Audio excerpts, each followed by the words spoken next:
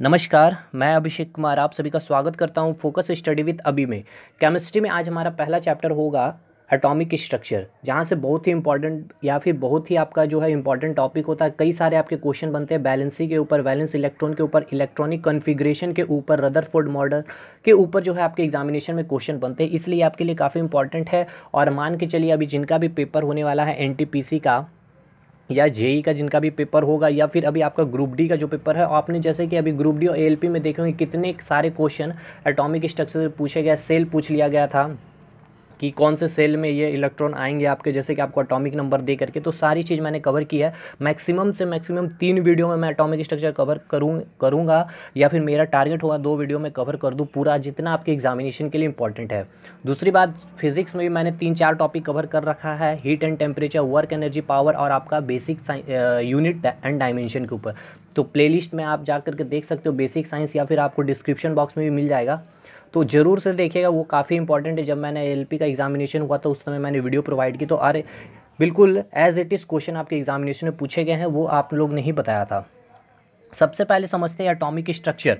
देखिए atomic structure का meaning क्या है, देखिए इसमें समझिएगा, इसका नाम जो रखा गया है एटॉमिक स्ट्रक्चर, इसको एक बार समझने की कोशिश कीजिएगा। मतलब हमें पढ़ना होता है स्ट्रक्चर के बारे, किसके स्ट्रक्चर के बारे, किसके स्ट्रक्चर के बारे, तो एटम के स्ट्रक्चर के बारे। हिंदी में कहे तो परमाणु की संरचना, क्या उसकी संरचना है, क्या उसकी स्ट्रक्चर है, उसके अंदर क्या होते हैं, ये एटम आया कहाँ से है, इलेक्ट्रॉन प्रोटॉन न्यूट्रॉन कहाँ पे होते हैं, इसी से क्वेश्चन बनते हैं। इलेक्ट्रॉनिक कॉन्फ़िगरेशन ये होता क्या है, ठीक है। तो आपको चीज़ें पूरी पढ़ लेने के बाद आपको खुद इसके नाम का इंपॉर्टेंस आपको समझ में आ जाएगा।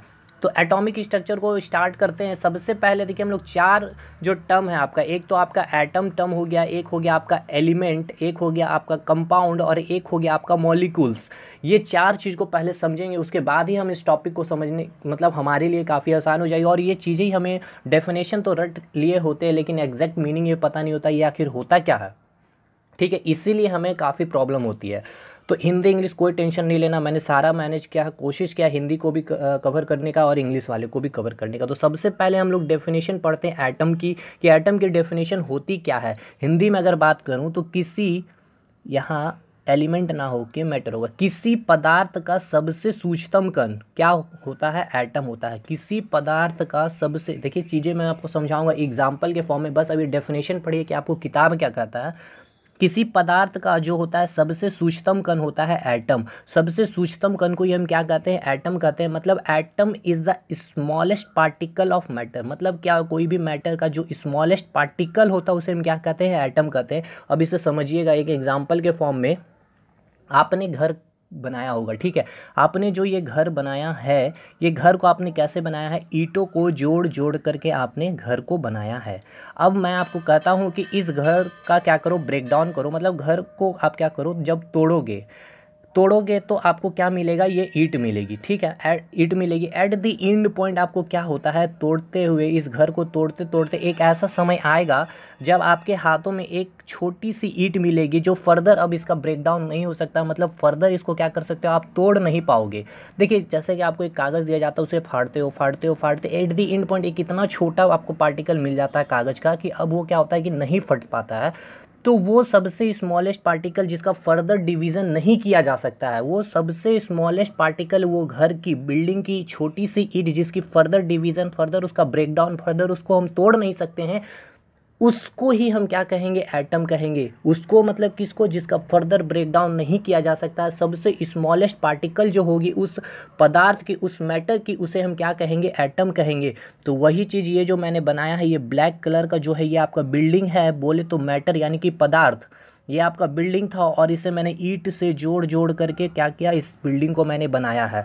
और फर्दर जब मैंने इसका ब्रेकडाउन किया, फर्दर ब्रेकडाउन करते करते एट द एंड पॉइंट एक ऐसा समय आया, जो एक ऐसी छोटी सी ईंट, ये छोटी सी ब्रिक्स मिली, जिसे हम क्या कहेंगे, एटम, जिसका फर्दर ब्रेक डाउन नहीं हो सकता। तो आपने समझा, जिसका फर्दर हम क्या कर सकते हैं, ब्रेक डाउन नहीं कर सकते, उसे हम क्या कहते हैं, एटम। लेकिन आप बोलोगे कि सर हमने किताब में पढ़ा है कि एटम को फिर से ब्रेक डाउन किया जाता है, जिसके अंदर हमें पता चला कि इलेक्ट्रॉन, प्रोटॉन और न्यूट्रॉन होते हैं। तो उसको अभी दूर रखे, बस आप ये समझिए कि एटम होता क्या है, सबसे स्मॉलेस्ट पार्टिकल, सबसे सूक्ष्मतम कण जिसका फर्दर डिवीजन नहीं किया जा सकता है, जैसे कि मैंने आपको बताया, एक छोटी सी ईंट जब आप घर को तोड़ने के बाद आपको मिलती है, जिसका आप फर्दर ब्रेक डाउन नहीं कर पाते हो, तो वो हो गया आपका एटम। तो यही डेफिनेशन में लिखा हुआ है, किसी पदार्थ का सबसे सूक्ष्मतम कण यानी कि सबसे स्मॉलेस्ट पार्टिकल।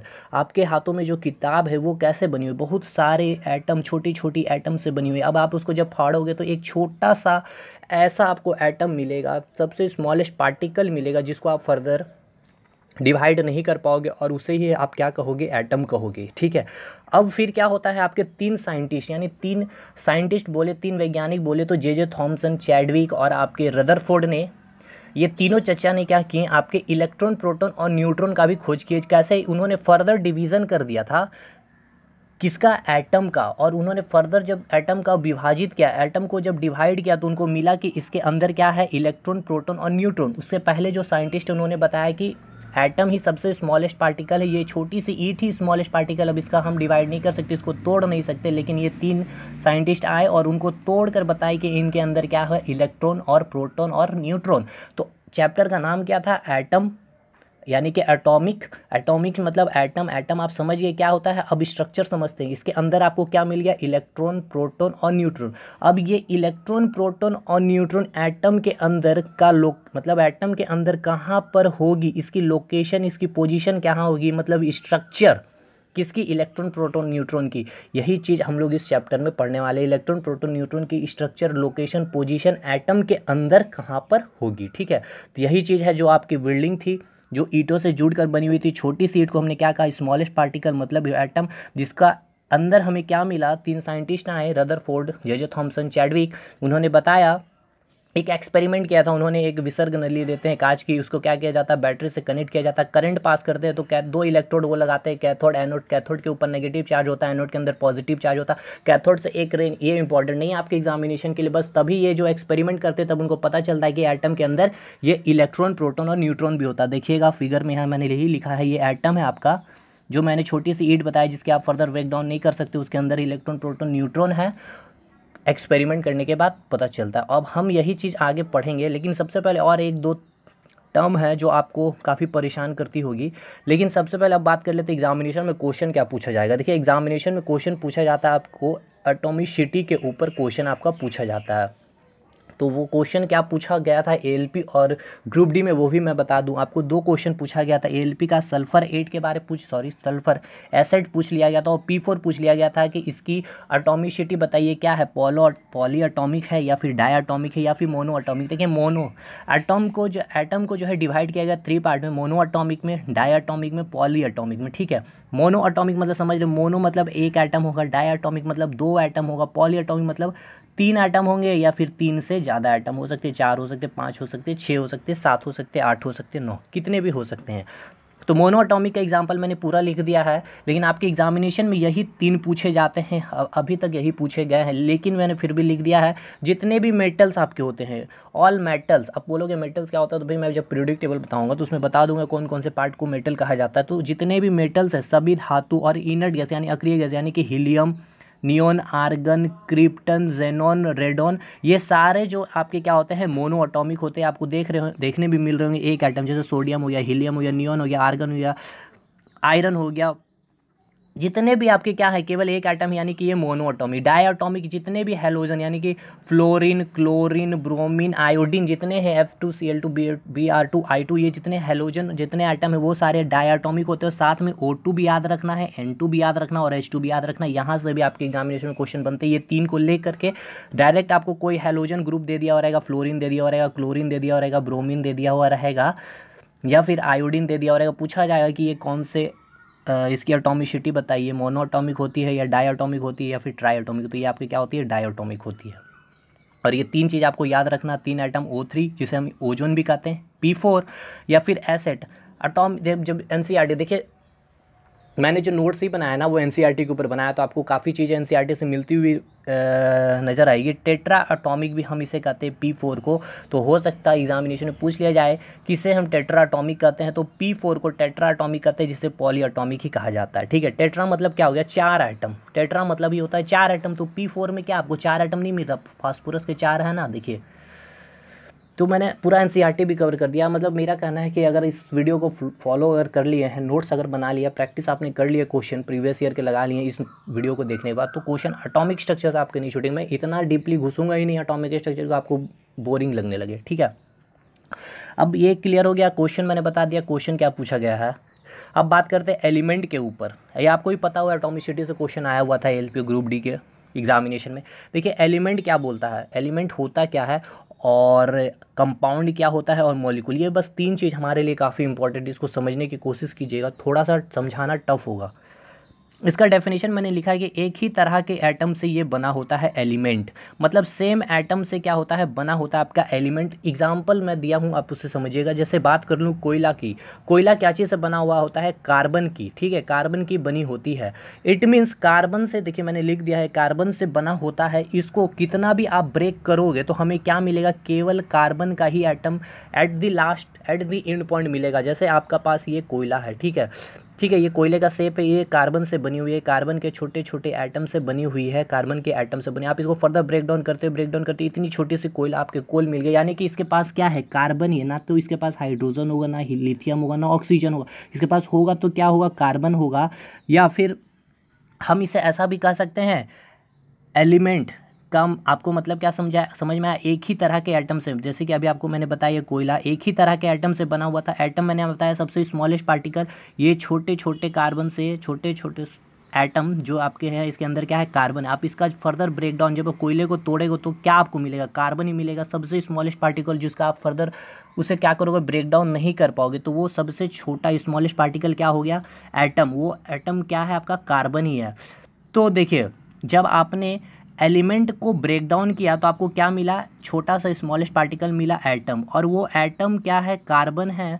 इट मीन्स क्या है कि वही एटम है जो कि आपका एलिमेंट था। कोयला बना हुआ क्या था, कार्बन से। फर्दर उसे तोड़ने के बाद भी क्या मिला, कार्बन ही मिला। तो देखिए आपके पीसीएस में पूछा गया था कि क्या हम लोग एलिमेंट को एटम बोल सकते हैं, तो यस बिल्कुल कह सकते हैं। क्योंकि एक कंडीशन बस याद रखिएगा, एलिमेंट को हम लोग बिल्कुल एटम बोल सकते हैं, बशर्ते वो क्या होगा, उसकी एटम सेम एटम होनी चाहिए। जैसे कि कोयला आपको मैं बताया वो केवल कार्बन से ही बनी हुई थी। इसको फर्दर ब्रेक डाउन करने के बाद हमें क्या मिला, एटम मिला। उसके अंदर भी क्या मिला हमें, वो एटम भी क्या चीज़ की थी, कार्बन की। ना तो उसके अंदर हाइड्रोजन थी, ना ही ऑक्सीजन थी। लेकिन यही चीज़ अगर मैं बताऊँ वाटर H2O को, जब आप इसे तोड़ोगे तो इसके अंदर आपको क्या मिलेगा, ऑक्सीजन का एक छोटा सा एटम मिलेगा, जिसमें आपको ऑक्सीजन भी होगा और हाइड्रोजन भी होगा। तो देखिए सेम एटम है, इसके अंदर है क्या, देखिए ऑक्सीजन एक अलग हो गया, हाइड्रोजन अलग हो गया। तो आप इसे क्या बोल सकते हो, एलिमेंट नहीं बोल सकते, क्योंकि एलिमेंट मैंने क्या बताया, एक ही तरह के एटम से बने होते हैं। इसलिए ये डिफरेंस आपको पता होना चाहिए। एक और एग्जांपल ले लो, गोल्ड। आप गोल्ड को कितना भी तोड़ोगे तो आपको क्या मिलेगा, केवल गोल्ड ही मिलेगा, ठीक है। अब हम बात करते हैं एक और एग्जांपल, O2। O2 भी आपका क्या होता है, एलिमेंट ही है। क्योंकि देखिए यहाँ पे O2 यानी ऑक्सीजन, ये 2 मॉलिक्यूल को हमने कहा है O2। यहाँ पे ऑक्सीजन का 2 मॉलिक्यूल है, लेकिन ये ऑक्सीजन भी क्या है और ये भी क्या है आपका ऑक्सीजन है। मतलब दोनों सेम एटम है, यानी कि एक ही तरह के एटम से बना हुआ होता है। लेकिन यहाँ पे क्या हुआ, एक से ज़्यादा क्या हो गया, एटम हो गया। उसको हम इसलिए हमने इसे क्या कर दिया, मॉलिक्यूल कर दिया, मॉलिक्यूल। इसलिए यहाँ पे मैंने लिखा है मॉलिक्यूल फॉर्म में, यानी कि एलिमेंट जो है आपके ये मॉलिक्यूल फॉर्म में है, और ये जो आपके एलिमेंट है ये एटम के फॉर्म में। क्योंकि मैंने जब फर्दर गोल्ड को जब मैं तोड़ूंगा तो फर्दर मुझे एट द एंड पॉइंट क्या मिलेगा, छोटा सा स्मॉलेस्ट पार्टिकल जो होगा एटम, और उसमें क्या होगा, गोल्ड ही होगा। इसलिए ये हो गया आपका एटम के फॉर्म में, ये हो गया मॉलिक्यूल फॉर्म में, क्योंकि ये 2 ऑक्सीजन है। उसी प्रकार O3 मैं लिख दूं तो 3 ऑक्सीजन हो जाएंगे, लेकिन तीनों क्या है, सेम है, इसलिए हम इसे एलिमेंट भी कह सकते हैं। और मॉलिक्यूल मैंने इसलिए कर दिया क्योंकि इसमें एक से ज़्यादा एटम क्या हो गया, कंबाइन कर गया, इसलिए इसे हमने क्या कर दिया, मॉलिक्यूल कर दिया, ठीक है। अब नेक्स्ट हम बात करते हैं, वही चीज़ यहाँ मैंने लिखा है कि एलिमेंट जो है मॉलिक्यूल फॉर्म में भी, जैसे मैंने अभी आपको बताया O2 या फिर O3, या फिर एटम के फॉर्म में भी, जैसे कि आपका मैंने अभी आपको बताया कोल या फिर गोल्ड, ठीक है। एटम फॉर्म या फिर आपके मॉलिक्यूल। ये आपके यूपीएससी में पूछा गया था क्वेश्चन कि एलिमेंट जो है आपके मॉलिक्यूल फॉर्म कौन कौन से फॉर्म में पाया जा सकता है, मॉलिक्यूल फॉर्म में, क्योंकि वहाँ स्टेटमेंट बेस्ड क्वेश्चन होता था, ऐसे था मॉलिक्यूल फॉर्म में या फिर एटम फॉर्म में। तो ये दोनों फॉर्म में मिलता है हमें एलिमेंट, ठीक है। आई होप समझ गए होंगे कि एलिमेंट और एटम दोनों काफ़ी सिमिलर है, अगर उनका एटम जो होता है सेम एटम से अगर एलिमेंट बना हुआ हो। कंपाउंड मतलब समझ में आ रहा है, कंपाउंड बहुत सारी चीज़, यानी कि एग्जांपल सिंपल सी समझ लो H2O, इसकी डेफिनेशन ही लिखी हुई है, combination of different kind of atom. Combination of different kind of atom, मतलब डिफरेंट काइंड ऑफ एटम मतलब अलग अलग एटम से मिलकर, जैसे कि ऑक्सीजन है और यहाँ पे आपके हाइड्रोजन। तो देखिए एक एटम आपका हो गया ऑक्सीजन और एक आइटम हो गया आपका हाइड्रोजन। तो देखिए दो एटम अलग अलग हो गए, ये ऑक्सीजन हो गया, हाइड्रोजन हो गया। तो यहाँ पे सेम तो नहीं है, लेकिन वही चीज़ मैंने आपको जब कार्बन कोयला के बारे में बताया तो यहाँ पे आपको केवल क्या मिला, कार्बन ही मिला। सेम एलिमेंट मिले इसलिए उसको क्या कहा मैंने, सेम एटम मिले इसलिए उसको क्या कहा, एलिमेंट। लेकिन यहाँ डिफरेंट आपको क्या मिल गया, एटम मिल गया, इसलिए हमने इसे क्या नाम दे दिया, कंपाउंड नाम दे दिया। ठीक है। अब मैंने आपको बताया मॉलिक्यूल क्या, मैंने O2 बताया था, मॉलिक्यूल O3 मॉलिक्यूल, क्योंकि यहाँ पे क्या हो गया था आपका एक से ज़्यादा आइटम आकर मिल गया, इसलिए उसको मैंने क्या कह दिया, मॉलिक्यूल। अब देखिए मॉलिक्यूल दो तरह का, एक होता है मॉलिक्यूल ऑफ एलिमेंट, जो मैंने आपको O2 बताया। एलिमेंट क्यों नाम पड़ गया, क्योंकि ऑक्सीजन ऑक्सीजन है, दो ऑक्सीजन आके मिल गया और दोनों ऑक्सीजन देखिए सेम आइटम ही है। लेकिन यही चीज़ H2O का में क्या हो रहा था आपका, H2O में क्या हो रहा था, देखिए यहाँ पे भी तीन आइटम आके मिल गए, यानी ये भी मॉलिक्यूल फॉर्म कर गया। लेकिन यहाँ पे एटम देखिए H और ये ऑक्सीजन, दो एटम अलग अलग होंगे, एक ऑक्सीजन का एटम हो गया, एक हाइड्रोजन, दोनों अलग हो गए, इसलिए मैंने उसे क्या कर दिया नाम, कंपाउंड। मॉलिक्यूल तो है क्योंकि दो एक से ज़्यादा यहाँ पे एटम हो गए, और ये कंपाउंड नाम दे दिया क्योंकि ये अलग अलग एटम आकर के मिले हुए। ठीक है, तो ये चीज़ आपको क्लियर हो गई होगी। अभी जैसा मैंने आपको बताया कि फर्दर तीन साइंटिस्ट ने आपको बताया कि एटम के अंदर क्या होता है, इलेक्ट्रॉन होता है, प्रोटॉन होता है और न्यूट्रॉन होता है। अब इसकी लोकेशन के बारे में हम लोग समझेंगे। यहाँ से क्वेश्चन पूछा जाता है, पोजीशन ऑफ इलेक्ट्रॉन, प्रोटॉन और न्यूट्रॉन। इलेक्ट्रॉन, प्रोटॉन और न्यूट्रॉन की पोजीशन एटम के अंदर, वो छोटी सी ईंट के अंदर इलेक्ट्रॉन, प्रोटॉन और न्यूट्रॉन कहाँ पर होगी वो हम लोग समझेंगे। तो रदरफोर्ड जो मॉडल जो आपने पढ़ा होगा किताबों में, देखिए रदरफोर्ड जो साइंटिस्ट थे, ठीक है, उन्होंने क्या किया, अल्फा पार्टिकल से उन्होंने एक गोल्ड फॉइल लेते हैं। ठीक है, एक गोल्ड फॉइल लेते हैं, इट मीन्स गोल्ड से वो बना हुआ होता है। ठीक है, सिंपल से समझेंगे हम लोग। वहाँ पे क्या किया उन्होंने, अल्फा पार्टिकल से क्या किया, बम्बार्डिंग किया। अल्फा पार्टिकल से उन्होंने क्या किया, बम्बार्डिंग किया। तो वो क्या देखते हैं, वो तीन चीज़ें वो देखते हैं कि कुछ वो देखते क्या है कि कुछ अल्फा पार्टिकल क्या करते हैं, वो बिल्कुल स्ट्रेट लाइन में पास हो जाते हैं। ठीक है, तो इस और दूसरा वो क्या देखते हैं कि कुछ अल्फ़ा पार्टिकल जो होते हैं, अल्फ़ा पार्टिकल के ऊपर देखिए हम पॉजिटिव चार्ज होता है। जब आप न्यूक्लियस पढ़ोगे आप न्यूक्लियर थ्योरी के बारे, तो वहाँ पे आपको पता चलेगा आपको। ठीक है, देखिए अल्फ़ा के ऊपर क्या होता है, पॉजिटिव चार्ज होता है। ठीक है, जब हमने क्या किया, अल्फ़ा से गोल्ड फॉइल के ऊपर बम्बार्डिंग किया, तो कुछ हमने क्या देखा, रदरफोर्ड ने क्या देखा कि कुछ अल्फ़ा पार्टिकल स्ट्रेट लाइन से पास हो जाते हैं। ठीक है, कुछ फिर उन्होंने क्या देखा दूसरा, कि कुछ देखा कि अल्फ़ा पार्टिकल क्या होते हैं, अपने पाथ से डिविएट हो जाते हैं। थर्ड उन्होंने क्या देखा कि कुछ अल्फ़ा पार्टिकल जो है बिल्कुल सेंटर में जैसे ही वो जाते हैं, सेंटर जो एटम के सेंटर से जब वो टकराते हैं, तो वापस 180 डिग्री में वापस वो रिटर्न आ जाते हैं। 180 डिग्री में वापस क्या होते हैं, रिटर्न आ जाते हैं। तो ये तीन चीज़ें जब वो देखते हैं, तो इसके बाद वो बताते हैं क्या कि एटम के अंदर कुछ स्पेस जो है आपका एम्प्टी होता है, मतलब खाली होता है। ऐसा इसने क्यों बताया, क्योंकि जब उन्होंने देखा कि कुछ अल्फ़ा पार्टिकल जो थोड़ा सा सेंटर से दूर से जो क्रॉस किया, वो क्या हुआ, बिल्कुल स्ट्रेट लाइन से, वहाँ पे खाली पोजीशन थे, वहाँ बिल्कुल स्पेस खाली था, इसलिए अल्फ़ा पार्टिकल बिल्कुल आसान से गुजर जाती है। लेकिन सेकेंड बात उन्होंने ये बताई कि जो आपके सेंटर में, यानी कि ये जो सेंटर यानी कि न्यूक्लियस होता है, इसे हम बोलते हैं केंद्रक, सॉरी नाभिक। ठीक है, नाभिक कहेंगे इसे। नाभिक में क्या होता है, आपके प्रोटॉन होते हैं। प्रोटॉन इट मीन्स क्या हो गया, पॉजिटिव चार्ज उसके ऊपर होता है। तो अल्फ़ा पार्टिकल जैसे ही वहाँ उसके न्यूक्लियस पे टकराते हैं, तो वहाँ से क्या हो जाता है, डिविएट हो जाता है, क्योंकि ये भी पॉजिटिव चार्ज और प्रोटॉन के ऊपर भी पॉजिटिव चार्ज। तो जब पॉजिटिव पॉजिटिव आपस में मिलेगी, तो वहाँ पे क्या होगा, रिपल्सन होगा। इसलिए जैसे ही इससे टकराते हैं, तो वो वापस वहाँ से डिविएट हो जाते हैं अपने पाथ से। दूसरा चीज़ ये बताया कि सेंटर में यानी कि न्यूक्लियस यानी नाभिक में क्या है, प्रोटॉन है। थर्ड चीज़ ये देखा उन्होंने, ये देखे थे क्या कि कुछ अल्फ़ा पार्टिकल जैसे ही न्यूक्लियस से टकराते हैं, तो वापस अपने पाथ में ही रिटर्न हो जाते हैं। तो इससे उनको ये समझ में आया कि ये अल्फ़ा पार्टिकल का मास, यानी कि अल्फ़ा पार्टिकल इतना फोर्स इसके ऊपर नहीं लगा पाया कि ये इसको क्रॉस कर जाए। इट मीन्स कि इस एटम का जितना भी मास है, वो सब कुछ मास कहाँ पे इसका केंद्रित है, न्यूक्लियस पे ही केंद्रित है। न्यूक्लियस पे ही केंद्रित है, मतलब कि न्यूट्रॉन और प्रोटॉन जो है इसके न्यूक्लियस में ही प्रेजेंट है, इसलिए ये अल्फ़ा पार्टिकल इससे टकराने के बाद वापस क्रॉस कर जाता है। यानी कि एटम के मास जितना भी है वो न्यूक्लियस यानी कि सेंटर में ही केंद्रित है। तो एक चीज़ याद रखिएगा, एटम का जब आप पढ़ते होगे, ठीक है, एटॉमिक मास पढ़ते होगे, ठीक है ना, एटॉमिक मास पढ़ते होगे, तो एटॉमिक मास इक्वल्स टू क्या होता है, प्रोटॉन प्लस न्यूट्रॉन। इसीलिए होता है क्योंकि पूरा जो एटम का जो मास है, देखो एटॉमिक मास मतलब एटम का मास ये कहाँ पे केंद्रित है, न्यूक्लियस पे केंद्रित है। प्रोटॉन और न्यूट्रॉन इसलिए होता है क्योंकि प्रोटॉन और न्यूट्रॉन ही जो होता है, इसके एटम का टोटल मास जो होता है प्रोटॉन और न्यूट्रॉन को कंबाइन करके ही कहा जाता है, क्योंकि इलेक्ट्रॉन का मास इतना ही कम नेग्लिजिबल होता है, हम उसे काउंट नहीं करते हैं। तो इससे आपको तीन चीज़ें बात पता चलती है कि इलेक्ट्रॉन जो होता है न्यूक्लियस के चारों तरफ घूमती हुई रहती है, और न्यूक्लियस में आपका क्या प्रेजेंट होता है, प्रोटॉन प्रेजेंट होता है और न्यूट्रॉन प्रेजेंट होता है। तो क्वेश्चन पूछा जाता है एटम के न्यूक्लियस में क्या प्रेजेंट होगा, प्रोटॉन होगा, न्यूट्रॉन होगा, इलेक्ट्रॉन होगा, या फिर प्रोटॉन और न्यूट्रॉन दोनों होगा। तो प्रोटॉन और न्यूट्रॉन दोनों होगा। या डायरेक्ट पूछेगा प्रोटॉन और न्यूट्रॉन कहाँ पे होते हैं, तो न्यूक्लियस में होते हैं। इलेक्ट्रॉन कहाँ होती है, तो न्यूक्लियस के चारों तरफ वृत्ताकार पथ में, अपनी वृत्ताकार पथ में न्यूक्लियस के चारों तरफ क्या रहती है, वो घूमती हुई रहती है। ठीक है, ये हो गया आपका जवाब इसका। रदरफोर्ड मॉडल ने ये चीज़ पहला क्या बताया कि कुछ स्पेस होती हैं, ये जिससे क्या होती है, अल्फा पार्टिकल निकल गई है एटम के अंदर कुछ स्पेस। ये देखिए एटम है, जो छोटी सी जो ईंट मैंने बताया ना, उस ईंट के अंदर थोड़ा सा स्पेस है जिससे अल्फा पार्टिकल बाहर चल गया। सेंटर में क्या मिल गया, आपके प्रोटॉन मिल गया, और आपको क्या मिल गया, न्यूट्रॉन सेंटर में, बिल्कुल ठीक है। तो लोकेशन आपको पता चल गया, इलेक्ट्रॉन, प्रोटॉन, न्यूट्रॉन। वो जो छोटा सा ईंट मैंने बताया आपको, मैंने बता दिया कि ये इलेक्ट्रॉन इसके चारों तरफ है और बीच सेंटर में बिल्कुल क्या है, प्रोटॉन, न्यूट्रॉन। और सेंटर में ही क्या होता है, वो ईंट का जो मास है वो सेंटर में ही है। अगर ईंट 5 kg का है तो बिल्कुल सेंटर में उसका 5 kg केंद्रित होता है। इसलिए हम लोग जब भी एटॉमिक मास निकालते हैं तो number of proton plus number of neutron करके ही निकालते हैं, क्योंकि प्रोटॉन और न्यूट्रॉन का मास को ऐड करके ही एटम का मास निकाला जाता है, और इलेक्ट्रॉन का मास क्या होता है, नेग्लिजिबल होता है। तो पहला क्वेश्चन। दूसरा क्वेश्चन मैंने बता दिया, प्रोटॉन न्यूट्रॉन का आपका लोकेशन, इलेक्ट्रॉन उसके चारों तरफ वृत्ताकार पथ पे घूमते हैं। दूसरा क्वेश्चन आपसे पूछेगा परमाणु के न्यूक्लियस की खोज किसने की, तो रदरफोर्ड ने की, उसने ही बताया।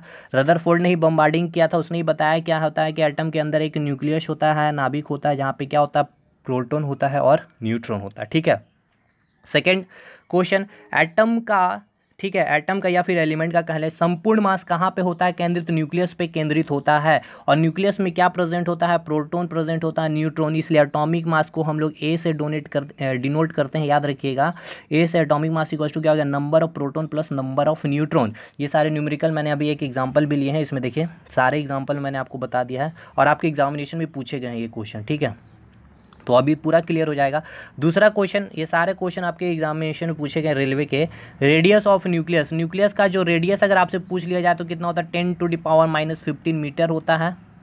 और अगर पूछ लिया जाए आपको कि रेडियस ऑफ एटम की, ये हो गया न्यूक्लियस का रेडियस, और ये हो गया एटम का न्यूक्लियस, 10⁻10 मीटर होता है।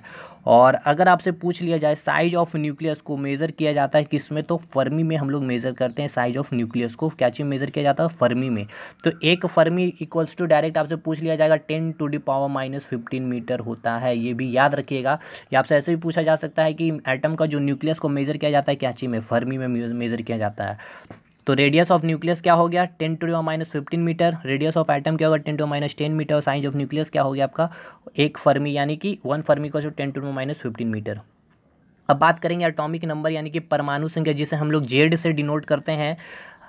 देखिए ये एटॉमिक परमाणु संख्या क्या होता है, जो एटम जो न्यूक्लियस में प्रेजेंट होती है प्रोटॉन, उसको ही हम लोग क्या कहते हैं, एटॉमिक नंबर। मतलब कि number of proton equals to atomic number. ठीक है, यही चीज़ मैंने लिखा है कि न्यूक्लियस में प्रेजेंट नंबर ऑफ प्रोटॉन को क्या कहते हैं, एटॉमिक नंबर कहते हैं। तो देखिए एटॉमिक नंबर को मैंने जेड से डिनोट किया है और प्रोटॉन को पी से, तो जेड इक्वल्स टू पी आप लिख सकते हो। ठीक है, उसके बाद मैंने आपको अभी बताया atomic mass, A equals to क्या बताया, number of proton plus number of neutron. ये सारे फॉर्मूला आपको पता होने चाहिए, एग्जामिनेशन में यहाँ से न्यूमेरिकल पूछे जाते हैं। देखिए वही लिखा है, atomic mass equals to number of proton plus number of neutron. अब ये चीज़ बताइए, मैंने अभी आपको बताया क्या, जेड, यानी कि एटॉमिक नंबर इक्वल्स टू क्या होता है, नंबर ऑफ प्रोटॉन। तो जेड इक्वल्स टू पी, तो पी की जगह हम लोग क्या कर सकते हैं, जेड को बैठा सकते हैं। तो ए इक्वल्स टू एक नया फार्मूला आपका निकल गया, जेड प्लस एन। तो आपको यहाँ से पूछा जाएगा नंबर ऑफ न्यूट्रॉन फाइंड कीजिए, तो आप यहाँ से निकाल लोगे। तो 3 फार्मूला आपको याद रखना, एक हो गया atomic mass equals to proton plus neutron, एक हो गया atomic number equals to proton, और आपका एक हो जाएगा यहाँ पे P के जगह आप क्या कर सकते हो, पुट कर सकते हो जेड प्लस एन। ठीक है, तो अब हम लोग एक एग्जांपल सॉल्व कर लेते हैं। जैसे कि कोई आपके पास एक एटम दिया हुआ था एक्स, मैंने ले लिया है उसका नाम एक्स एटम, आपको कुछ भी दे दिया हुआ रहेगा, डायरेक्ट आपको दे दिया हुआ रहेगा, क्वेश्चन में एटॉमिक नंबर दे दिया हुआ रहेगा कि कोई 20 है और उसकी एटॉमिक मास है आपको ये 40, या फिर आपको डायरेक्ट ऐसे भी बोल दिया रहेगा सोडियम में नंबर ऑफ न्यूट्रॉन फाइंड कीजिए, ऐसे ये बोला जा सकता है। तो आपको पता होना चाहिए सोडियम का एटॉमिक नंबर कितना होता है, ये पता होना चाहिए, तभी आप निकाल पाओगे, अदरवाइज़ आप नहीं निकाल पाओगे। तो देखिए सबसे पहले समझ लिए एक चीज़ कि ये जो मैंने बताया एटॉमिक नंबर और एटॉमिक मास, इसको हम लोग लिखते कहाँ पे हैं, कैसे एटम में। देखिए ये आपका एक एटम हो गया एक्स मान लेते हैं, ठीक है, ये एक्स हो गया आपका, या हम लोग मान ले लेते हैं ये मैग्नीशियम एक एटम है, ठीक है। इसका एटॉमिक नंबर हम लोग जो लेते हैं नीचे में लेते हैं, जो होता है आपका 12, और इसकी जो मास हो गया एटॉमिक मास जो हो गई ये आपका होती है 24, ठीक है। एटॉमिक मास को ऊपर लिखते हैं, ए ऊपर होता है और जेड जो होता है नीचे होता है, ये 12 है, ठीक है ना। तो वही चीज़ यहाँ मैंने डिनोट करके बताया है, जो एटम होता है उसके ऊपर में क्या होता है आपका एटॉमिक मास होता है, नीचे क्या होता है एटॉमिक नंबर। तो क्वेश्चन में आपको सीधा पूछा जा सकता है कि find the number of neutron in sodium, मतलब कि नंबर ऑफ न्यूट्रॉन निकालिए, सोडियम में कितनी नंबर ऑफ न्यूट्रॉन होती है। तो सोडियम का आपको पता होना चाहिए 11 होता है एटॉमिक नंबर, तभी आप निकाल पाओगे। या फिर आपको डायरेक्ट ऐसे भी क्वेश्चन में दिया हुआ रहेगा एटॉमिक नंबर एटॉमिक मास, तो नंबर ऑफ प्रोटॉन निकालिए, नंबर ऑफ न्यूट्रॉन निकालिए। तो भाई हमने ये एक आइटम ऐसे लिख दिया, यहाँ पे इसका क्या होती है एटॉमिक नंबर होती है एटॉमिक मास, तो आपको दे दिए गई एटॉमिक मास कितना 40 और एटॉमिक नंबर दे दिया गया 20। तो नंबर ऑफ प्रोटॉन क्या हो जाएगा, अभी मैंने आपको बताया number of proton equals to atomic number यानी जेड, यानी कि जेड कितना 20 है, तो नंबर ऑफ प्रोटॉन कितना हो जाएगा आपका 20 हो जाएगा। और अगर आपका एटॉमिक मास पूछेगा तो ये कितना हो जाएगा एटॉमिक मास, आपको दिया हुआ 40, और हमसे पूछा गया नंबर ऑफ न्यूट्रॉन निकालने का, तो नंबर ऑफ न्यूट्रॉन का फॉर्मूला अभी आपको मैंने बताया था जेड प्लस एन, तो एन का इक्वल्स टू क्या हो जाएगा ए माइनस जेड, यानी हमेशा याद रखिएगा एटॉमिक मास से हम लोग क्या करते हैं एटॉमिक नंबर को माइनस कर देते हैं, मतलब ये जो आपका दिया हुआ है ये ऊपर से हम लोग नीचे को माइनस कर देंगे तो आपका नंबर ऑफ न्यूट्रॉन निकल जाता है, ठीक है। तो वही चीज़ यहाँ मैंने किया है, ये फार्मूला से भी आप निकाल सकते हो ए माइनस जेड, यानी कि मास माइनस एटॉमिक नंबर 40 माइनस तो 20 आंसर हो जाएगा, ठीक है। इसके बाद आप पढ़ोगे क्या बुक में रदरफोर्ड का ड्रॉबैक, मतलब क्या होता है। देखिए रदरफोर्ड ये बताते हैं कि अभी जो मैंने आपको बताया ये जो है आपका एटम है और इसके चारों तरफ इलेक्ट्रॉन ऐसे ऐसे घूम रही है और बीच में क्या है न्यूक्लियस है, ठीक है, इधर इधर इसके चारों तरफ इलेक्ट्रॉन घूम रही है। रदरफोर्ड ने ये बताया कि जो आपका इलेक्ट्रॉन है, ये जो इलेक्ट्रॉन है ये एटम के चारों जो एटम के नाभिक है, ये जो नाभिक है यानी न्यूक्लियस है, इसके चारों तरफ वृत्ताकार पथ पे घूमते रहती है। और कुछ समय के बाद क्या होता है कि इस इलेक्ट्रॉन से, ठीक है, ये सारे जितने भी इसके चारों तरफ इलेक्ट्रॉन घूमने से इससे क्या होता है कि एनर्जी का कुछ लॉस होता है, और एनर्जी का लॉस होते होते ये इलेक्ट्रॉन क्या होती है न्यूक्लियस में आकर के गिर पड़ती है, और इससे क्या होता है इलेक्ट्रॉन का भी अस्तित्व खत्म हो जाता है और ये एटम का भी अस्तित्व क्या होता है खत्म हो जाता है, ऐसा उन्होंने बताया। मतलब इन्होंने ये बताया था ये, लेकिन क्या था ये ड्रॉबैक था, ये इसको ही आगे बोर जो नील बोर्स आएंगे साइंटिस्ट वो फिर उसको क्या करेंगे रेक्टिफाई करेंगे, और उसके अकॉर्डिंग उन्होंने जो सिद्धांत बताया था उस सिद्धांत को अभी हम लोग क्या करते पढ़ते हैं आगे किताबों में। रदरफोर्ड ने बताया कि ये न्यूक्लियस है नाभिक के, इसके चारों तरफ क्या करें आपके इलेक्ट्रॉन घूम रहे हैं, और ये घूमते घूमते कुछ समय के बाद क्या होता है इस इलेक्ट्रॉन से एनर्जी का लॉस होता है, और इस एनर्जी से लॉस होने के कारण क्या होता है ये न्यूक्लियस में आके गिर जाते हैं, नाभिक में आके गिर जाते हैं, जिससे क्या होता है ये इलेक्ट्रॉन भी नष्ट हो जाती है, मतलब क्या होती है अस्तित्व इसका एंड हो जाता है, और ये एटम का भी ये पूरे एटम का भी अस्तित्व क्या होता है खत्म हो जाता है। लेकिन नील्स बोर्स, ये जो बोर्स चचा आएंगे ना ये हमें बताएंगे फिर इसका ये जो अपना जो सिद्धांत दिए तो जिसके कारण इनको नोबेल प्राइज़ भी मिलता है, बहुत ही अच्छा एक्सप्लेनेशन दिए। तो उन्होंने कहा कि ऐसा नहीं होता है, इलेक्ट्रॉन नष्ट नहीं होती है, ना ही एटम नष्ट होता है।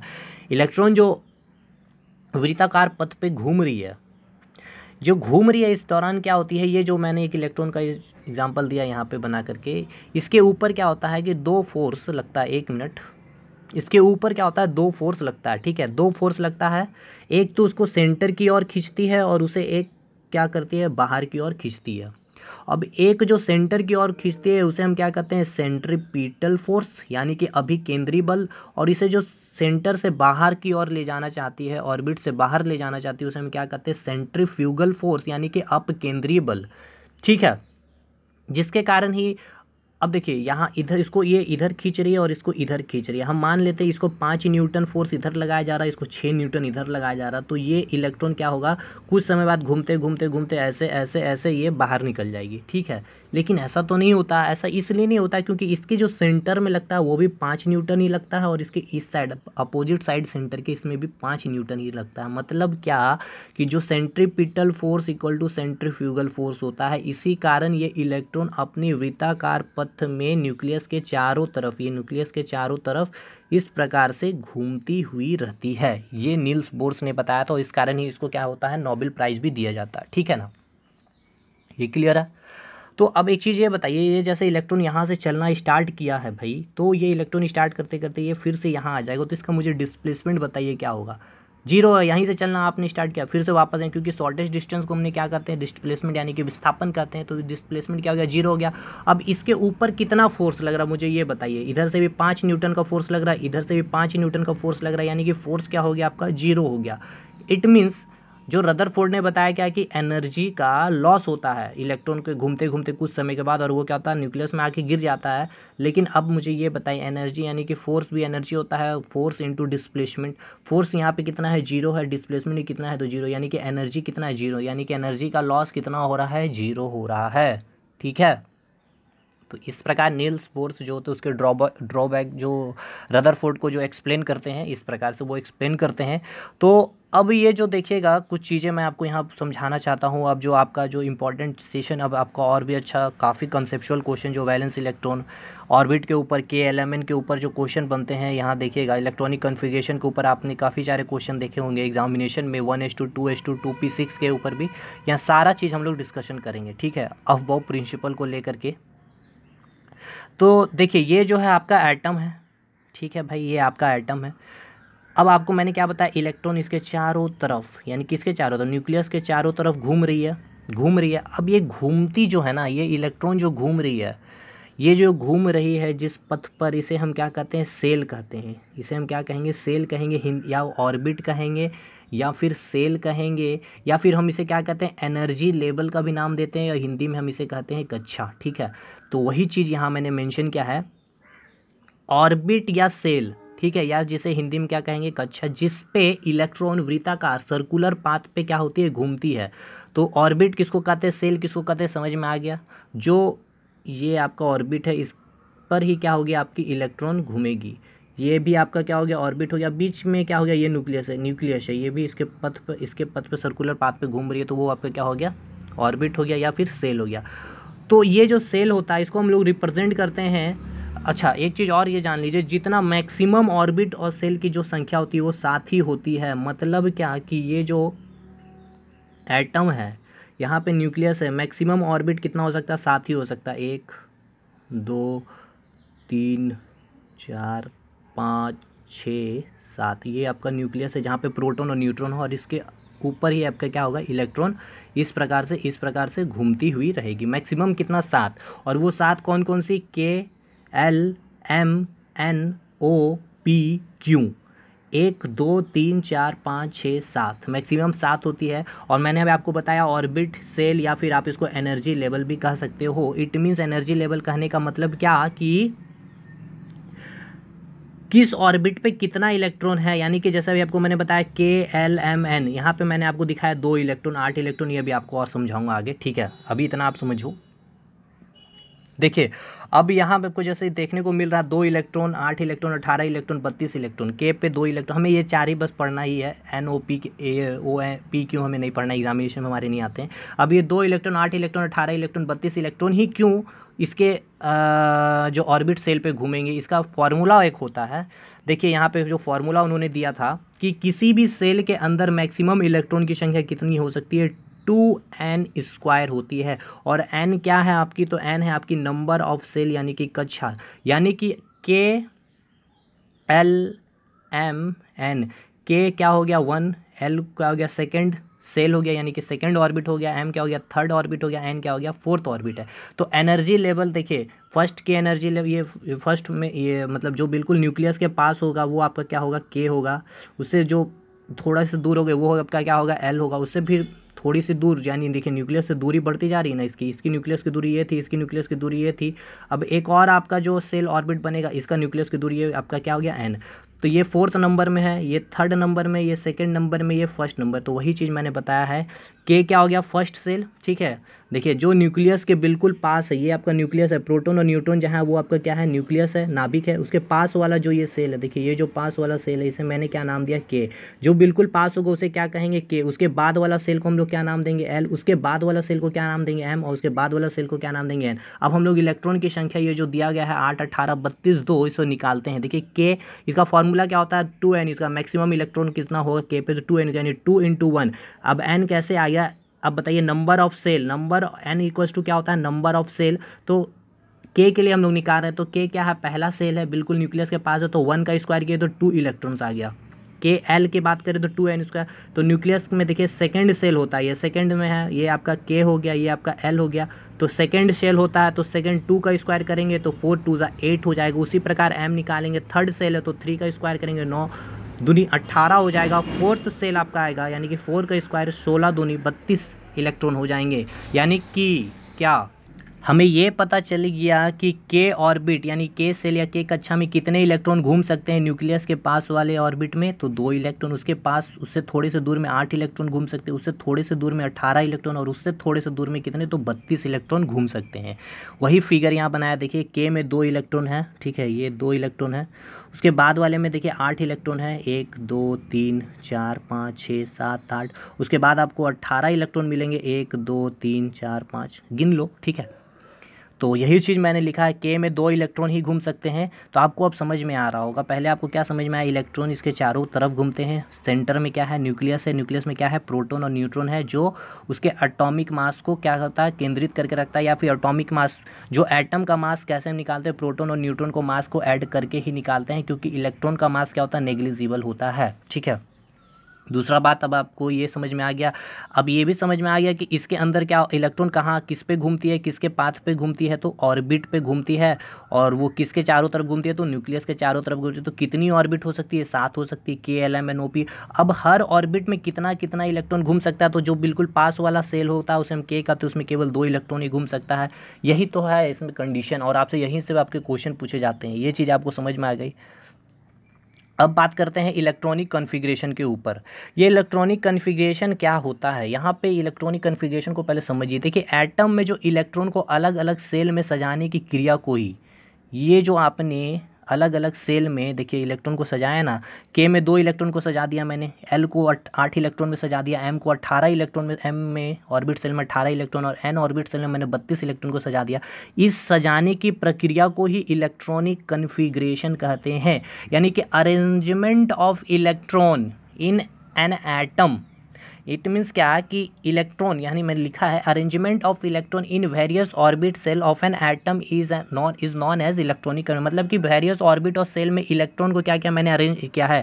अब आप बोलोगे भाई इलेक्ट्रॉन को अरेंज करना क्यों बोल रहे हो, क्या भाई अभी मैंने क्या प्रोटॉन को अरेंज किया, नहीं, प्रोटॉन और न्यूट्रॉन तो सेंटर में है, मैंने केवल इलेक्ट्रॉन को अरेंज किया, इसलिए मैंने कहा अरेंजमेंट ऑफ इलेक्ट्रॉन, इसलिए मैंने लिखा इलेक्ट्रॉन की रिएक्शन। देखिए जब भी कोई रिएक्शन होती है तो आप क्या करते हो, जैसे सोडियम प्लस लिखा, यानी इट मीन्स क्या कि एक इलेक्ट्रॉन को इसने क्या किया, त्याग। अब वो त्याग किसको करता है भाई, ये तो देखिए प्रोटॉन और न्यूट्रॉन बिल्कुल सेंटर में है, ये प्रोटॉन और न्यूट्रॉन तो सेंटर में, ये मूव नहीं कर रही है, इलेक्ट्रॉन मूव कर रही है। यानी कि इलेक्ट्रॉन का या तो ये त्याग करती है कोई एटम, या फिर इलेक्ट्रॉन को लेती है स्टेबिलिटी गेन करने के लिए। आपने सुना भी होगा पॉजिटिव चार्ज नेगेटिव चार्ज, तो इलेक्ट्रॉन का त्याग होता है और कोई इलेक्ट्रॉन का गेन होता है, यानी कि ग्रहण करती है। तो इलेक्ट्रॉन का ही ट्रांसफर होता है, इलेक्ट्रॉन का ही ट्रांसफर होता है, यानी कि इलेक्ट्रॉन कभी अंदर आती है कभी बाहर जाती है, इसलिए हम लोग उसको ही अरेंज ना करेंगे। जो पहले से घर में बैठा हुआ उसको अरेंज करने की क्या जरूरत है, जो बिखरा हुआ होता है, कभी इलेक्ट्रॉन किसी के पास चला जाता है, कभी ये इलेक्ट्रॉन को लेता है अपने आप को स्टेबल करने के लिए, इसलिए इलेक्ट्रॉन को अरेंज करने के लिए हम लोग क्या करते हैं, इलेक्ट्रॉनिक कॉन्फ़िगरेशन करते हैं।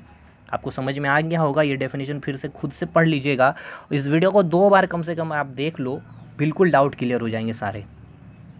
अब इसके बाद इलेक्ट्रॉनिक कॉन्फ़िगरेशन, और थोड़ा सा हम लोग आगे बढ़ने से पहले एक चीज़ आपको और पता होना चाहिए न्यूट्रल एटम के बारे, यानी कि उदासीन परमाणु।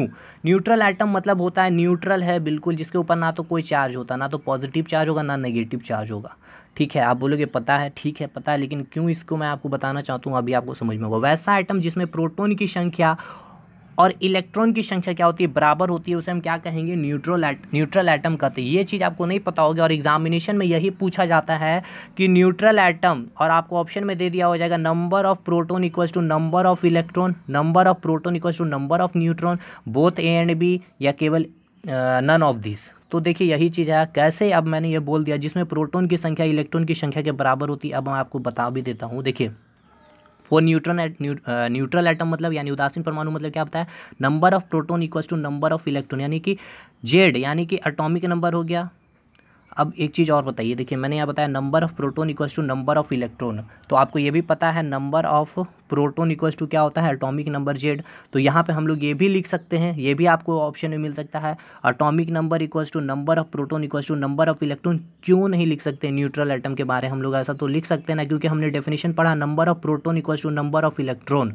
नंबर ऑफ़ प्रोटॉन जितना होगा उतना ही नंबर ऑफ इलेक्ट्रॉन होता है किसके अंदर, न्यूट्रल एटम के अंदर। और नंबर ऑफ प्रोटॉन को हम लोग क्या लिख सकते हैं, जेड भी लिख सकते हैं। तो atomic number Z equals to हम लोग लिख सकते हैं Z equals to number of proton और नंबर ऑफ इलेक्ट्रॉन। ये तीनों कंडीशन सेटिस्फाई होता है। इस तरह से आपको एग्जामिनेशन में ऑप्शन मिलेंगे न्यूट्रल एटम, और ये आपको टिक करके आना ही होगा।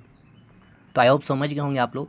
अब देखिए जैसे कि हमने बात की है कैसे नंबर ऑफ प्रोटॉन और नंबर ऑफ इलेक्ट्रॉन सेम होते हैं न्यूट्रल एटम के अंदर। देखिए मैग्नीशियम जिसका एटॉमिक नंबर आपको पता है 12 होता है, मैंने एटॉमिक नंबर आपका 12 होता है, यानी जेड इक्वल्स टू 12, तो प्रोटॉन इसकी कितनी हो जाएगी 12।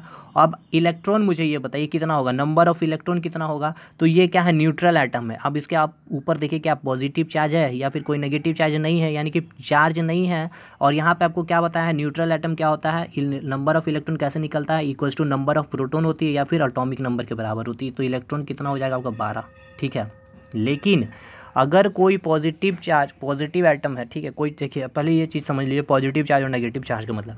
पॉजिटिव चार्ज मतलब क्या होता है कि डोनेट करना इलेक्ट्रॉन को। जब कोई एटम, ये कोई एक्स एटम है, इसने कोई इलेक्ट्रॉन को डोनेट कर दिया किसी को, अब ये डोनेट कर दिया, आपको 5 रुपया दे दिया है, इसके पास 100 रुपया था, तो अब इसके पास कितना बचा 90, यानी क्या हो गया, इसके पास कमी आ गई है, ठीक है, 100 से कम हो गया। लेकिन इसने क्या किया है, दिया है, इसलिए इसके ऊपर पॉजिटिव है। हमेशा जो देता है उसके ऊपर पॉजिटिव होता है, और इसने लिया है तो इसके ऊपर नेगेटिव चार्ज होगा। अब कितना दिया है, अगर 1 रुपया दिया है तो 1 पॉजिटिव चार्ज रहेगा, अगर 2 रुपया देगा तो 2 चार्ज हो जाएगा, और ये लिया है 2 इलेक्ट्रॉन तो 2 -2 लिखेंगे।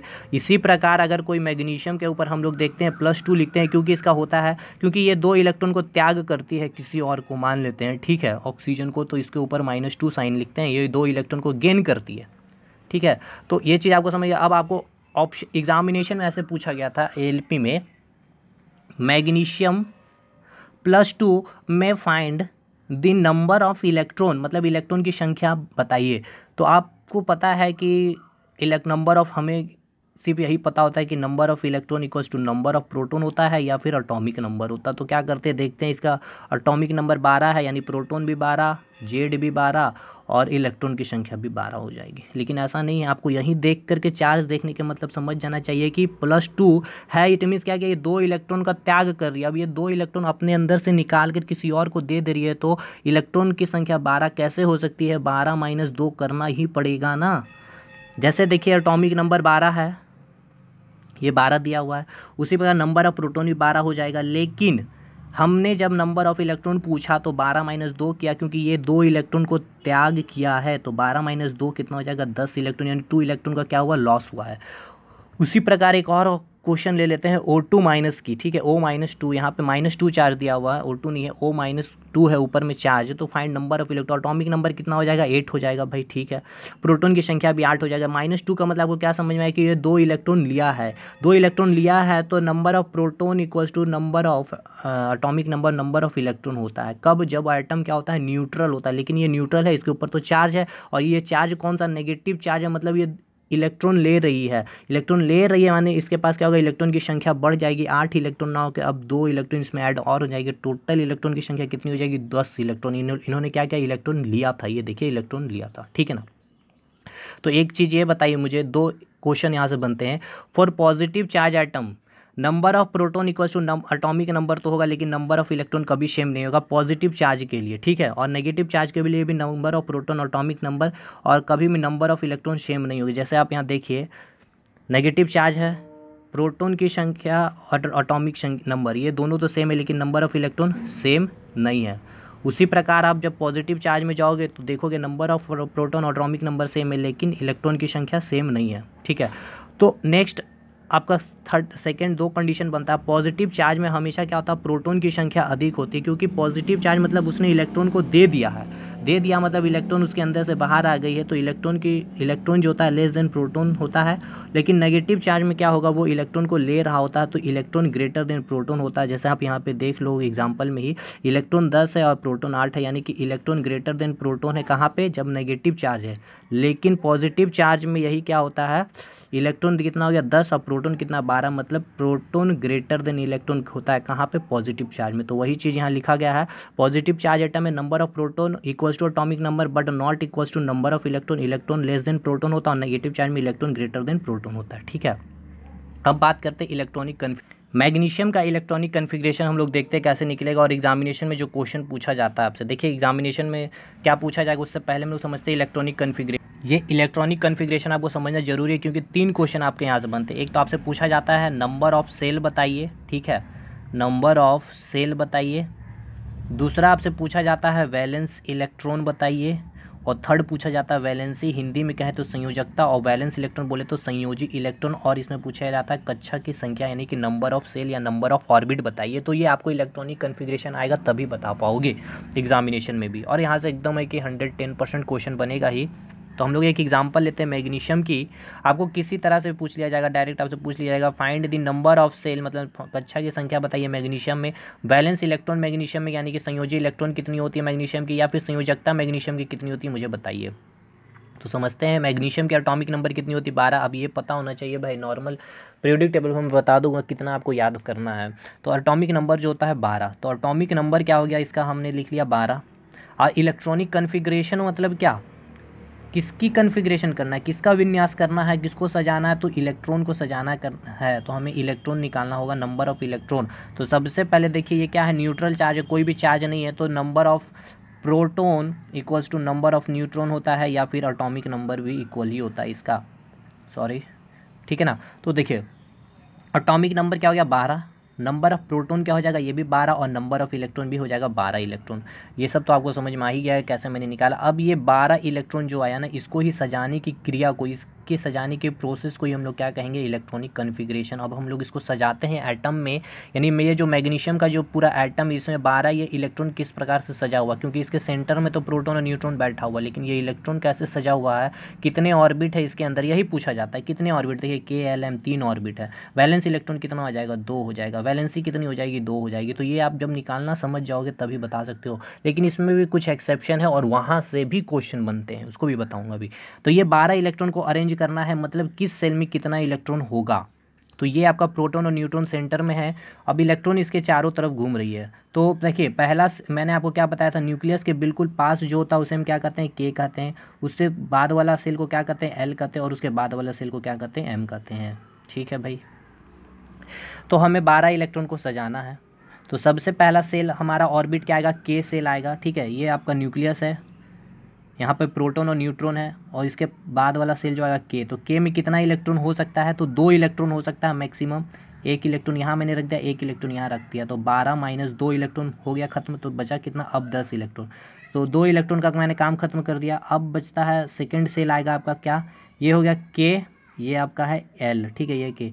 L में कितना इलेक्ट्रॉन हो सकता है, तो 8 इलेक्ट्रॉन हो सकता है, मैंने आगे बताया। तो अभी आपको 10 इलेक्ट्रॉन में आपको सजाना है कितना, 8 इलेक्ट्रॉन, तो बच कितना गया अब 10 माइनस 8 कीजिएगा तो 2 इलेक्ट्रॉन अब बच जाता है।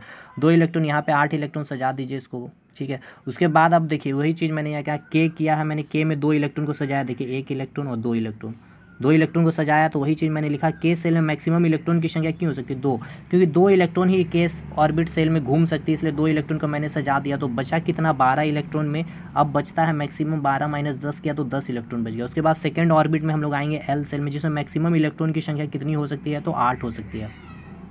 तो 8 इलेक्ट्रॉन को हम लोग सजाएंगे, इस प्रोसेस को इलेक्ट्रॉनिक कन्फिग्रेशन कहेंगे। तो ये 8 इलेक्ट्रॉन को सजा दिया मैंने सेकंड L सेल में, L ऑर्बिट सेल में, देखिए 8 इलेक्ट्रॉन घूम रही है, ठीक है। तो L में मैंने 8 इलेक्ट्रॉन लिख दिया, K में 2 इलेक्ट्रॉन हो गया। तो 10 माइनस 8 जब मैं करूँगा तो बचा अब कितना, 2 इलेक्ट्रॉन बच गया। अब 2 इलेक्ट्रॉन को मुझे सजाना है, तो 2 इलेक्ट्रॉन M सेल में आएगा। M सेल में मैक्सिमम इलेक्ट्रॉन कितना आ सकता है, तो यहाँ 12 हो सकती, नहीं देखिए एक चीज़ यहाँ 12 नहीं होगा, 18 KLM में मैंने क्या बताया था 18 इलेक्ट्रॉन मैक्सिमम हो सकते हैं, ठीक है। यहाँ 12 गलती से लिख गया है, इसको माइंड मत कीजिएगा। देखिए M सेल में मैक्सिमम कितना हो सकता है, 18 इलेक्ट्रॉन हो सकता है, लेकिन मुझे अब कितना इलेक्ट्रॉन को सजाना है, बस 2 इलेक्ट्रॉन ही बच गया, क्योंकि 2 इलेक्ट्रॉन पहले सजा दिया और 8 इलेक्ट्रॉन पहले सजा दिया K में और इसमें L में, तो 10 इलेक्ट्रॉन हो गया, और सजाने कितने थे 12 इलेक्ट्रॉन। अब बस 2 इलेक्ट्रॉन को हम लोग M सेल में बैठा देंगे। तो M सेल में देखिए लास्ट वाला जो सेल में 2 इलेक्ट्रॉन उठा दिए, 1 और 2। अब एग्जामिनेशन में यही क्वेश्चन आपसे पूछा जाएगा। तो देखिए इलेक्ट्रॉनिक कन्फिग्रेशन अगर मैग्नीशियम की बात करें तो देखिए सेल मैंने लिखा नंबर ऑफ इलेक्ट्रॉन KLM, ये 3 ऑर्बिट थे, ये 3 सेल थे, ये 3 कक्षा थे, जिसमें मैंने के में कितने इलेक्ट्रॉन आपको मिले, 2 इलेक्ट्रॉन आप सजा पाएँ, एल में 8 इलेक्ट्रॉन मैक्सिमम इतना ही सजा सकते थे, मतलब इसके चारों तरफ घूमते हैं ऑर्बिट में, और एम में हमें कितना मिला, 2 इलेक्ट्रॉन। तो ये जो एल था, ये जो आपका एल जो था ऑर्बिट मतलब आउटर मोस्ट ऑर्बिट सेल बोला जाता है। देखिए एल, देखिए अगर यहाँ पे KLMN, यहाँ पे आपका आउटर मोस्ट मतलब बाहरी कक्षा कौन सा हो जाएगा, तो ये वाली कक्षा हो जाएगी, समझिएगा। देखिएगा इसके बाद एक और मैंने ले लिया, ये आपका हो गया N। सबसे बाहर वाली कक्षा कौन है, यहाँ पे इलेक्ट्रॉन घूमेगी कितना, 32 इलेक्ट्रॉन घूमेगी, मैंने आपको बता दिया 32 इलेक्ट्रॉन घूमेगी। अब यहाँ पे जब भी इसको इलेक्ट्रॉन त्याग करना होगा ना, जब भी इस एटम को जब इलेक्ट्रॉन त्याग करना होगा, तो ये बाहर की कक्षा से ये सबसे पहले इलेक्ट्रॉन जाएगा, अंदर वाली कक्षा से ये लोग इलेक्ट्रॉन नहीं निकलेगा बाहर देने के लिए, ये इलेक्ट्रॉन बाहर जाएगा, किसी को देगा, जैसे किसी को जरूरत होगी, जैसे सोडियम के ऊपर प्लस आ गया तो सोडियम 1 इलेक्ट्रॉन दे दिया, ये 1 इलेक्ट्रॉन बाहर चल गया तो इसके ऊपर प्लस चाहिए, तो बाहर की कक्षा से इलेक्ट्रॉन पहले बाहर जाएगी, तो ये हो गया बाहरी कक्षा। तो अभी यहाँ पे आपको क्या मिल रहा है, KLM, तो बाहर की कक्षा कौन सी है, ये है, तो M वाली क्या होगी, बाहर वाली कक्षा ऑर्बिट हो गई, ठीक है। तो वही मैंने लिखा है आउटर मोस्ट ऑर्बिट सेल, अभी हम इसमें किसको कहेंगे, KLM को कहेंगे, लेकिन KLMN में किसको कहेंगे, outermost orbit shell N को कहेंगे। और कभी ऐसा कंडीशन बनता है KL, इसमें आउटर मोस्ट सेल बाहरी कक्षा क्या हो जाएगा, आपका L हो जाएगा। तो यहीं आपका क्वेश्चन बनता है, देखिए कि वैलेंस इलेक्ट्रॉन बताइए, तो 2 इलेक्ट्रॉन, तो वैलेंस इलेक्ट्रॉन का डेफिनेशन को समझ लीजिए, बस आपका क्लियर हो जाएगा। वैलेंस इलेक्ट्रॉन किसी भी एटम के आउटर मोस्ट सेल बाहरी कक्षा में प्रेजेंट इलेक्ट्रॉन को क्या कहते हैं, संयोजी इलेक्ट्रॉन कहते हैं। बाहरी कक्षा में, बाहरी आउटर मोस्ट ऑर्बिट में जितने इलेक्ट्रॉन प्रेजेंट है उसे हम क्या कहेंगे, वैलेंस इलेक्ट्रॉन कहेंगे, ठीक है। Number of electron present in outer most orbit N atom is called valence electron, ठीक है ना। तो देखिए 3 क्वेश्चन यहाँ से बनते हैं एग्जामिनेशन में, find valence electron in magnesium, तो आउटर मोस्ट इलेक्ट्रॉन, आपने आउटर मोस्ट सेल देखा कौन सा था, M था, जिसमें अभी मैक्सिमम इलेक्ट्रॉन कितने थे, 2 इलेक्ट्रॉन, तो वो आ गया आपके वैलेंस इलेक्ट्रॉन। उसके बाद how many shell present in magnesium, तो कितने सेल प्रेजेंट है, देखिए सेल कितने प्रेजेंट है, KLM 3 सेल प्रेजेंट है। बाहर वाली सेल में कितना इलेक्ट्रॉन, 2 इलेक्ट्रॉन था, तो बाहर वाली सेल में जितना इलेक्ट्रॉन, 2 इलेक्ट्रॉन है तो ये वैलेंस इलेक्ट्रॉन 2, या 3 रहेगा तो वैलेंस इलेक्ट्रॉन 3 हो जाएगा, 4 रहेगा तो वैलेंस इलेक्ट्रॉन 4 हो जाएगा, ठीक है ना। ठीक, तो वही चीज़ यहाँ मैंने बता दिया आपको, 5 रहेगा 5 हो जाएगा वैलेंस इलेक्ट्रॉन, 6 रहेगा 6 हो जाएगा। तो सेल कितना हो गया, 3, KLM, ठीक है। अब पूछता आपसे वैलेंसी कितनी होगी, valency find valency of magnesium, तो 2, लेकिन कुछ एटम के साथ यहाँ पे एक्सेप्शन होता है। जब देखिए जितना आपका वैलेंस इलेक्ट्रॉन में, देखिए अगर वैलेंस इलेक्ट्रॉन में अगर आपको मिल जाए 2, 1, 2, 3, 4, ठीक है, यहाँ पे आउटर मोस्ट सेल में यहाँ पे N अगर रहेगा तो ये आपका आउटर मोस्ट सेल है, यहाँ पे ये चारों में से कोई भी रहता है, 1 रहेगा, 2 रहेगा, 3 इलेक्ट्रॉन रहेगा, 4 इलेक्ट्रॉन रहेगा, तो वैलेंस इलेक्ट्रॉन इक्वल्स टू क्या होगा, वैलेंसी होगा, ठीक है, समझिएगा। वैलेंस इलेक्ट्रॉन इक्वल्स टू क्या होगा, वैलेंसी होगा। देखिए यहाँ पे जैसे 2 इलेक्ट्रॉन था आउटर मोस्ट सेल में, तो वैलेंसी भी 2 है और वैलेंस इलेक्ट्रॉन भी कितना है, 2 ही है, ठीक है। लेकिन अगर आउटर मोस्ट सेल में आपका होता है 5, 6, 7, तो इस केस में आपका क्या हो जाएगा, वैलेंस इलेक्ट्रॉन तो 5, 6, 7 ही होगा। आउटर मोस्ट सेल में जितना है, अगर 5 है तो 5 हो जाएगा, 6 है इलेक्ट्रॉन तो 6 हो जाएगा, 7 इलेक्ट्रॉन है तो 7 इलेक्ट्रॉन आपका वैलेंस इलेक्ट्रॉन हो जाएगा। लेकिन वैलेंसी इसकी कैसे निकालेंगे, जब 5, 6, 7 होगी आउटर मोस्ट सेल में तो 8 - 5 करेंगे, यानी कि 8 माइनस वैलेंस इलेक्ट्रॉन करेंगे और जो वैल्यू आएगी वो उसकी वैलेंसी हो जाएगी। एग्जाम्पल से समझ जाइएगा अभी। देखिए यहाँ पे मैंने वही लिखा है, 2 पॉइंट मैंने लिखा है वैलेंसी संयोजकता के ऊपर। जिस परमाणु एटम के बाहरी सेल में 1, 2, 3, 4 इलेक्ट्रॉन होते हैं उसकी वैलेंसी और वैलेंस इलेक्ट्रॉन संख्या समान होती है। जैसे मैग्नीशियम का 2 था वैलेंस इलेक्ट्रॉन और वैलेंसी भी 2 था। कब, जब 1, 2, 3, 4 जब आउटर मोस्ट सेल में होगा तब। आउटर मोस्ट सेल की मैं बात कर रहा हूँ, याद रखिएगा, आउटर मोस्ट सेल यानी कि सबसे बाहर वाली कक्षा ऑर्बिट वाली। और सेकेंड पॉइंट मैंने जो लिखा है कि जिस एटम के बाहरी सेल में 5 इलेक्ट्रॉन होगा, 6 इलेक्ट्रॉन होगा, 7 इलेक्ट्रॉन होगा, 8 इलेक्ट्रॉन होगा, तो उसकी संयोजकता हम लोग कैसे निकालेंगे, 8 माइनस संयोजी इलेक्ट्रॉन, यानी कि अगर 5 होगा तो 8 - 5 करेंगे तो 3 हो जाएगा वैलेंसी। लेकिन इसकी वैलेंस इलेक्ट्रॉन 5 होगा, वैलेंस इलेक्ट्रॉन 6 होगा, 7 होगा, 8 होगा। लेकिन वैलेंसी जब हम लोग निकालेंगे क्या करेंगे, तो 8 - 5 करेंगे, 8 - 6 करेंगे, 8 - 7 करेंगे। मतलब क्या कि जब कब 5, 6, 7, 8 होगा तब, ठीक है। तो नेक्स्ट एग्जांपल सल्फर का लिया है मैंने। देखिए सल्फर है जिसकी एटॉमिक नंबर कितनी होती है, 16। तो एटॉमिक नंबर 16 लिख दिया। नंबर ऑफ प्रोटॉन भी 16 होगा, नंबर ऑफ इलेक्ट्रॉन भी 16 होगा, क्योंकि ये न्यूट्रल एटम कोई भी ना तो पॉजिटिव चार्ज है ना नेगेटिव चार्ज है। तो अब देखिए हमने क्या किया, के में कितना मैक्सिमम 2 इलेक्ट्रॉन होता तो 2 इलेक्ट्रॉन रख दिया। तो 16 इलेक्ट्रॉन को अरेंज करना था तो 16 - 2 14 इलेक्ट्रॉन बचा। एल में 8 इलेक्ट्रॉन मैंने रख दिया तो कितना बच गया, 14 में से 8 माइनस किया तो 6 इलेक्ट्रॉन। अब लास्ट सेल जो बचेगा 18 इलेक्ट्रॉन मैक्सिमम हो सकता है, बस मुझे रखना 6 इलेक्ट्रॉन ही, तो आराम से मैंने इसमें 6 इलेक्ट्रॉन रख दिया। देखिए 6 1 2 3 4 5 6 मैंने इलेक्ट्रॉन रख दिया, और अंदर यहाँ पे एल में 8 इलेक्ट्रॉन मैंने रख दिया, और बीच में जो है बीच बोले तो बिल्कुल न्यूक्लियस के बगल वाले एम के सेल में मैंने 2 इलेक्ट्रॉन रख दिया। तो वही चीज़ है।